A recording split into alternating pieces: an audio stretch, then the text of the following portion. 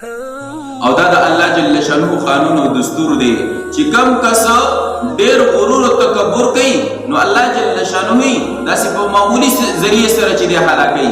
مخکینو قومیات قوم ثمود او دغه رنګي چې کوم د دې زمانه چې دی فرعون ابو جهل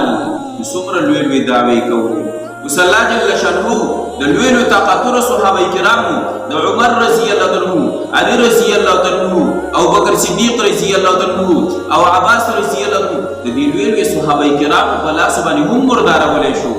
والله جل شانه دې معاشري ته خودله چې ورته ډېرې اوچتې خبرې کړې دي، ډېرې لوی دعوی کړې دي، نو دا لکه په ماشومانو باندې مردارو ما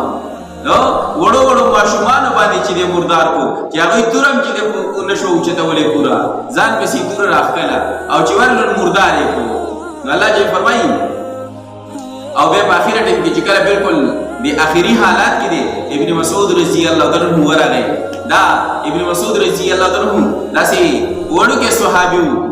د عمر نه ډېر و، دا بعضې کس چې دی عمر یې ډېر خو د قد نه کچي، نو ابن مسعود رضی الله عنه د قد نه ډېر کچ و چې نور صحابه کرام به داسې ناستو مجلس کې او دی به ولاړ و نو هغه به ورسه ایله برابر و، د قد نه ډېر زیات کچ و، ګړې بیزې به یې ساتلي، نو ده به ورته شپنکې وې دي ابو جهل به ورته د غرور تکبر د وجې نه شپنکې وې.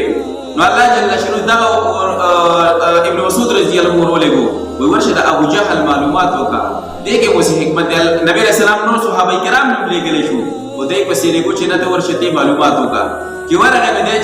چې کوم ځای کې زخمیان او یا داسې مرداران پراته وو دی هم پکې پروت و. نو هغه لوی ډېر مضبوط او طاقتور سړی و، چېرته مضبوطه سینې وه. نو دا ابن مسعود رضی الله عنه ور وخته په دې سینه باندې ورته کېنه داسې ودرېدو ورته او د لاندې نه ورته وایي په دغه حالت کې دشمنکي یې څه کې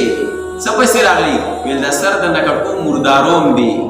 بې غیرته یې وروستې مرداران ته خو ډېرې خبرې کولې، اوس وخځه که نه که نه اوس راپاسه وخځه اوس نو به تورې پسې په دې توره در نه ویل دا سر کټ کوم نو به سر یې دې کټ کو. نو الله جل شانه په مزه نه ونیول، نو دغه لوی سرداران یې ورله مردار کړل. الله وایي د دې نه تاسو عبرت نه حاصلوئ چې دا لږ د بدر په موقع کې دغه رنګې د احد په موقع لږو صحابه کرامو ډېرو له شکست ورکړو، د دې نه عبرت نه حاصلوئ. نو علا تخوف په مزه لږ نو الله جل فرمایي بیا هم ستاسو ډېر زیات مهربانه دی، د رحم معامله در سره کوي خو تاسو په ځان